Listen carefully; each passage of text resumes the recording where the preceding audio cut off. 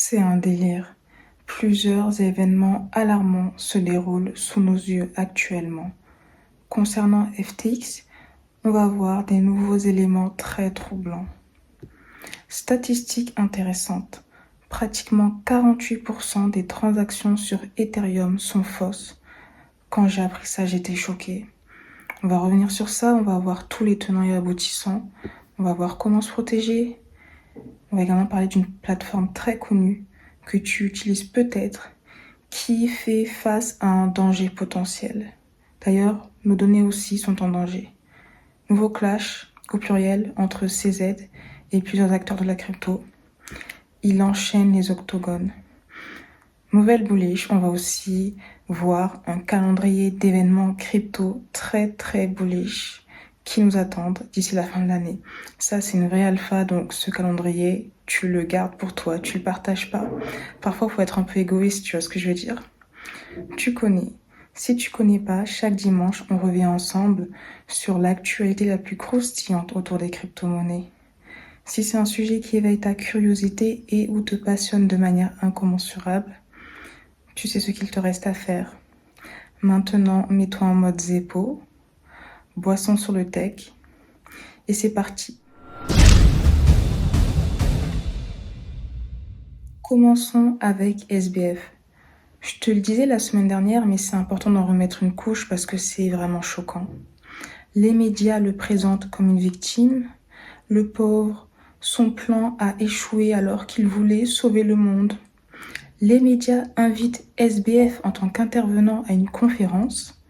Et quand ces médias sont pointés du doigt pour les fake news qu'ils partagent, ils se défendent et se dédouanent en disant qu'ils avaient employé le conditionnel.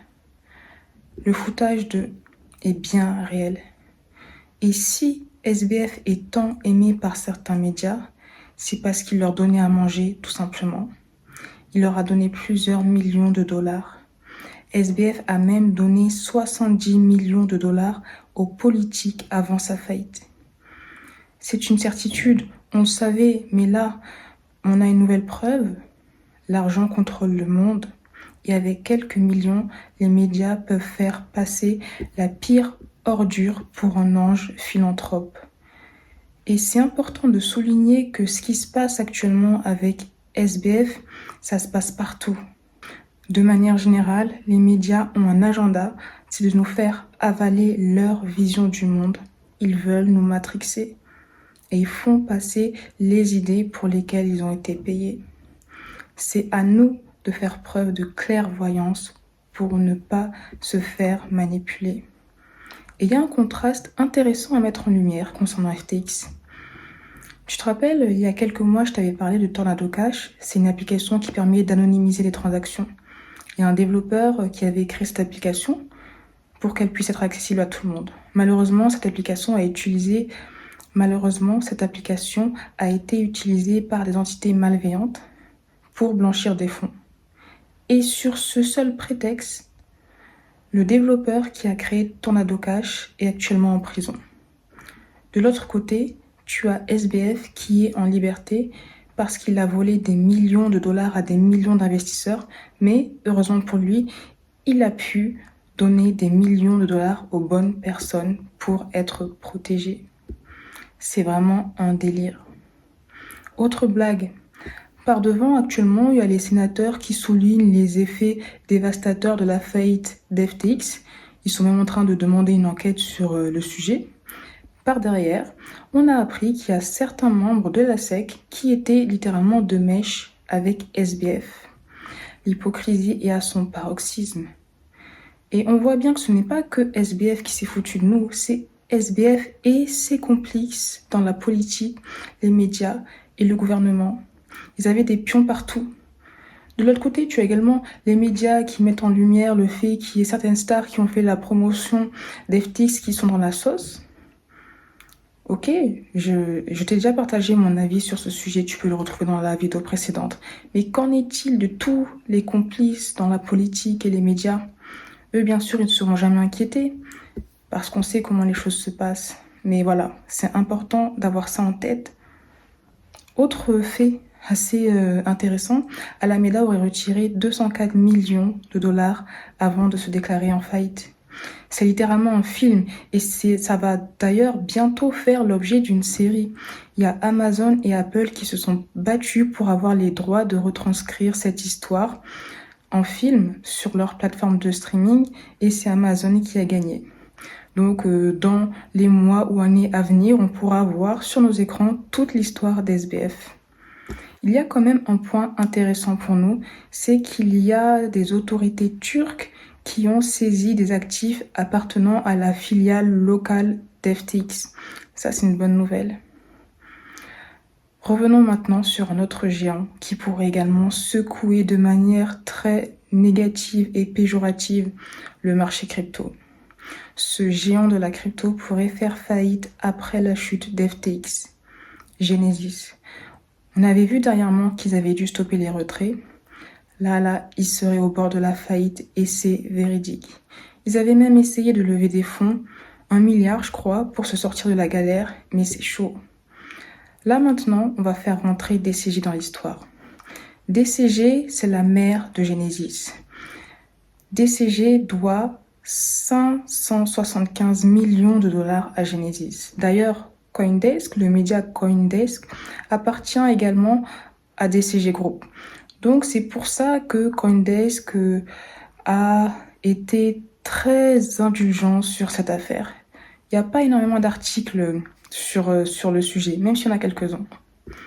Si on revient sur Genesis, malgré tous ces éléments, Genesis a annoncé qu'il n'avait pas de plan de déposer le bilan dans l'immédiat. On retient bien le dans l'immédiat, tu vois ce que je veux dire? C'est comme s'ils voulaient rassurer les gens tout en laissant entrevoir qu'ils pourraient faire faillite. Et si demain ils font faillite, ils diront bah attendez, on vous a pas dit qu'on allait jamais faire faillite, on avait dit dans l'immédiat. C'est pour ça qu'il faut vraiment se méfier. Là, Genesis, c'est un peu une bombe à retardement. Bon, j'espère qu'ils vont s'en sortir, mais la faillite de ces géants n'est pas impossible. C'est pour ça que là, il faut vraiment avoir un mental d'acier pour traverser cette période qui est très très sombre. Donc force à toi si tu es toujours là et force à toi si tu me regardes actuellement. Et je t'invite aussi à lire ce thread qui met en lumière plusieurs raisons pour lesquelles DCG et Genesis pourraient faire faillite. On va parler de CZ. CZ qui est le chouchou de beaucoup de personnes. J'avoue que c'est quelque chose que j'arrive pas à comprendre. Parfois sur les réseaux, tu vois des gens qui défendent CZ et Binance comme si CZ c'était leur père. Ok, je suis d'accord. CZ a mis en lumière les déboires que faisait FTX. Mais à côté de ça, il faut se dire que CZ c'est un businessman. Donc même si actuellement Binance, pour vous, c'est une plateforme sûre, le risque zéro n'existe pas et moi, ma position, c'est de me méfier de tout le monde. Et limite, je préfère être méfiante, même si la plateforme était sûre, que faire confiance de manière aveugle à Binance pour apprendre quelques mois, années plus tard, que aussi ils étaient comme FTX, voire pire. Personne ne peut savoir ce qui se passe entre les lignes. Donc, se méfier de tout. Et si je te parle de CZ, c'est parce que cette semaine, il a publié un tweet alarmant sur Coinbase. Il voulait créer une nouvelle FTX, j'ai l'impression. Mais il a supprimé son tweet après avoir eu la réponse du CEO de Coinbase. Donc c'était plus de peur que de mal. Mais ça montre quand même que CZ tire à balles réelles. C'est un businessman. Il est là pour tuer ses ennemis. Parce qu'il a conscience du pouvoir de ses tweets. Donc c'est important aussi de garder ça en tête. Je suis pas en train de dire que CZ est méchant ou pas. Je suis juste en train de te dire qu'il faut se méfier de tout le monde. Même si CZ t'a sauvé la vie une fois, ça veut pas dire qu'il va te sauver la vie à chaque fois que tu seras en danger. Parce que CZ est là aussi avant tout pour maximiser ses intérêts. Donc franchement, il faut arrêter de défendre CZ et Binance. Faut défendre personne. Il faut que tu te défendes toi et que tu fasses ce qui est bon pour toi. Et franchement, actuellement, ce qui est bon pour toi, c'est d'avoir la majeure partie de tes fonds sur des cold wallets pour avoir l'entière possession de tes fonds. Mais après, si tu veux faire confiance à CZ, Binance, tu fais ce que tu veux. Je te partage juste mon avis. En parlant de CZ, Binance a cette semaine publié sa Proof of Reserve basée sur le Merkle Tree. C'est un système très intéressant, je t'invite à creuser, j'ai pas t'ennuyer avec, mais juste pour se concentrer sur cette fameuse Proof of Reserve, plus je réfléchis sur le sujet, plus je me dis que c'est juste un élément marketing. Avant, j'étais vraiment bullée, je me disais que c'était une nouvelle qui était intéressante pour apporter plus de transparence et plus de sécurité pour les investisseurs. Et là, en fait, je me dis que, ok, c'est cool, mais on sait pas ce qui se passe derrière. On a juste ta proof of reserve, mais ça ne nous dit pas tout sur ta situation. Et il y a également sur Twitter le CEO de Kraken qui est tombé sur CZ en disant justement que la proof of reserve c'était du n'importe quoi, ça ne prouve rien car on ne met pas en avant les balances négatives. C'est pour ça aussi, tu vois, que je cogitais, je me suis mis en mode zépo avec moi-même pour me dire mais concrètement, quelle est la valeur ajoutée de la proof of reserve? Je sais pas trop. Bon. Suite au tweet du CEO de Kraken, CZ a répondu en disant qu'ils allaient se faire auditer par un acteur externe. Et même là, tu vois, c'est pas quelque chose que je trouve rassurant parce qu'ok, tu vas te faire auditer par un acteur externe. Mais si ça se trouve, dans 5 ans, on va apprendre que l'acteur externe qui a audité les comptes de CZ était en fait dans des bails chelous, il a fait passer des transactions qu'il n'aurait pas dû faire. Enfin bref, tout ça pour te dire que tout est flou et c'est important vraiment d'essayer de se protéger tant que faire se peut. Les plateformes centralisées doivent être une escale et les cold wallets doivent être la destination finale. Alors je vais pas dire qu'il faut supprimer les plateformes centralisées parce que malgré tout, on en a besoin.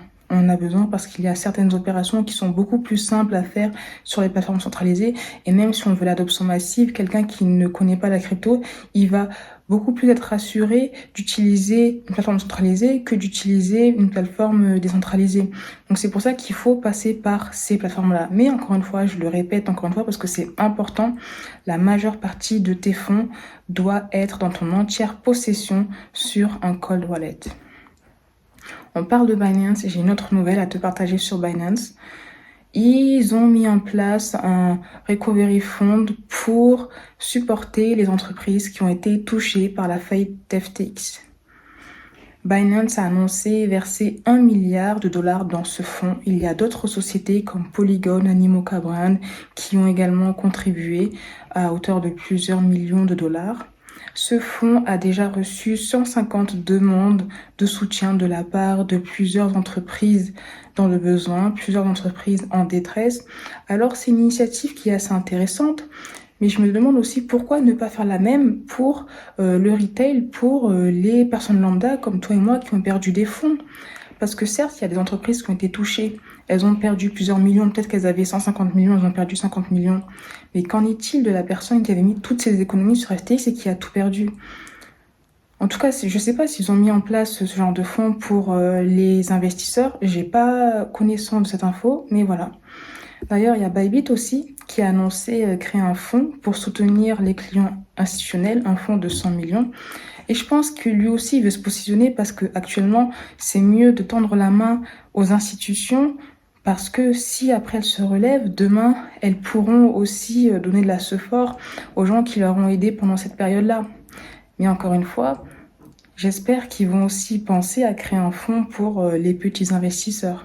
Parce que nous comptons aussi et c'est grâce à nous que ces plateformes peuvent vivre, en partie en tout cas.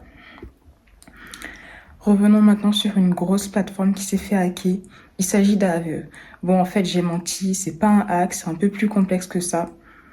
En fait, il y a une personne, la personne qui avait profité d'une vulnérabilité sur Mango Market, je t'avais partagé cette affaire il y a quelques semaines, a décidé de s'attaquer à Aave. Donc, comme c'est pas un hack, on va pas l'appeler le hacker, on va l'appeler le petit chenapan.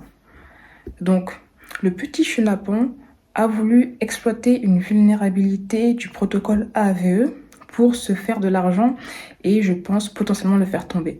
Alors je te mets plusieurs sources avec l'histoire en détail, mais pour faire très très simple et garder les éléments essentiels, il a voulu emprunter du CRV sur Aave pour le short, donc il a mis en place un schéma assez spécial. Malheureusement, son plan ne s'est pas passé comme prévu. Il s'est fait liquider, ce qui veut dire qu'Aave a dû vendre ses positions pour acheter du CRV. Et malheureusement, Aave n'a pas pu racheter tous les CRV que le petit chenapan avait empruntés. Heureusement, Gauntlet Network, qui est une société avec laquelle Aave travaille, a déclaré qu'elle pourrait couvrir la perte grâce à son programme de remboursement en cas d'insolvabilité. Alors, ce qui est assez intéressant, c'est qu'AVE avait déjà reçu des avertissements auparavant sur la vulnérabilité que le petit chenapan a exploitée. AVE avait commencé à mettre en place des mesures pour atténuer ce type d'attaque et se prémunir contre ce risque, mais apparemment ce n'était pas suffisant. La bonne nouvelle, c'est que suite à cette affaire, déjà il n'y a pas eu d'incident majeur, car AVE, contrairement aux plateformes centralisées, n'est pas une boîte noire, tout est vérifiable sur la blockchain. Et au-delà de ça, AVE a partagé plusieurs propositions de changement pour éviter que ce genre de situation se reproduise à l'avenir. Parce qu'il faut savoir qu'AVE a une DAO, donc l'ensemble des personnes qui ont du token AVE et qui font partie de la DAO peuvent prendre position sur les propositions qu'AVE partage. Et ça, c'est intéressant. Mais ce qu'il faut retenir, c'est que ces phénomènes sont littéralement omniprésents dans nos vies. Parce que tout ce qu'on fait en excès peut nous nuire. Manger des fruits, c'est bon pour la santé, mais en manger en excès, c'est nuisible. Et c'est ce qu'on a vu sur les protocoles. On peut emprunter, mais si tu en prends une somme qui est nettement supérieure à la moyenne, tu peux provoquer certaines formes de déstabilisation sur le protocole. Mais la bonne nouvelle, selon moi, pour AVE, c'est que plus un protocole est éprouvé, plus il se renforce, plus il devient une valeur sûre, à mes yeux. Parce que suite à cette situation inédite, AVE va renforcer son système pour empêcher que ce genre de situation similaire se reproduise. En tout cas, à titre perso, AVE, c'est une plateforme que je trouve très intéressante. D'ailleurs, on met en place des stratégies de prêt et d'emprunt sur AVE. Si tu veux vraiment voir les coulisses, si tu veux voir le détail des positions, comment emprunter, comment proposer ces cryptos en collatéral, tu peux rejoindre le Club Alpha où je détaille tout. Mais dans tous les cas, je ferai aussi une vidéo sur ma chaîne publique sur le protocole AVE parce que ce qu'il faut retenir aussi, c'est que une des manières que les riches utilisent pour s'enrichir, c'est d'emprunter de l'argent. C'est pour ça que c'est extrêmement intéressant de comprendre comment AVE fonctionne. Donc voilà, on peut se retrouver dans le Club Alpha si tu veux vraiment voir comment ça se passe et ce qu'on fait. Ou sinon, dans tous les cas, abonne-toi à la chaîne parce que je partagerai une vidéo de présentation sur AVE. Revenons sur Cardano, il y a une petite mauvaise nouvelle. Un projet qui se développait sur Cardano a annoncé son arrêt. Il s'agit d'Adana. Ce qui est assez intéressant, c'est qu'Adana avait levé 10 millions de dollars l'année dernière, mais leur projet prend fin. Ça nous montre que lever de fonds ne rime pas toujours avec réussite. On est un peu dans les mauvaises nouvelles, on y reste. Parlons de Solana. La fondation Solana a perdu plus de 180 millions de dollars avec la chute d'FTX. Alors beaucoup de personnes disent que Solana est en train de mourir. Je ne sais pas. En tout cas, j'ai jamais été pro Solana, je te le dis toujours. Mais par contre, je suis agréablement surprise par la résilience de la communauté présente sur Solana. Et je pense que la forte communauté soudée que Solana a constitue la majeure partie de sa force. Et c'est peut-être ce qui va permettre de faire revivre la blockchain Solana. N'hésite pas à me dire ce que tu en penses, surtout si tu es team Solana. Bon, maintenant tu connais, hein, si tu connais pas, les crypto news sont tellement lourdes que je suis obligée de les scinder en deux. Dans la deuxième partie, reste branché parce que là, ça va être chaud. On va revenir sur deux plateformes qui seraient potentiellement en train de collecter nos données et les exploiter sans notre consentement. On va voir ce qu'on doit faire, quelles sont les alternatives, comment se protéger.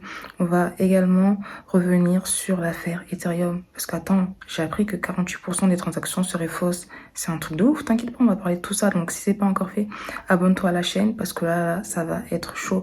On va également répondre à la question, est-ce que la crypto va mourir suite à la faillite d'FTX? J'ai un gros alpha à te partager sur le sujet. Tu connais. Maintenant, partage-moi en commentaire tes retours sur la partie 1. Pour donner nous la ce fort, mets un petit pouce j'aime. Si c'est pas encore fait, abonne-toi à la chaîne. Si la partie 2 est déjà disponible, tu la retrouveras en description. Sinon, rejoins aussi la lettre alpha pour du contenu plus exclusif. Et puis, je te dis à très vite.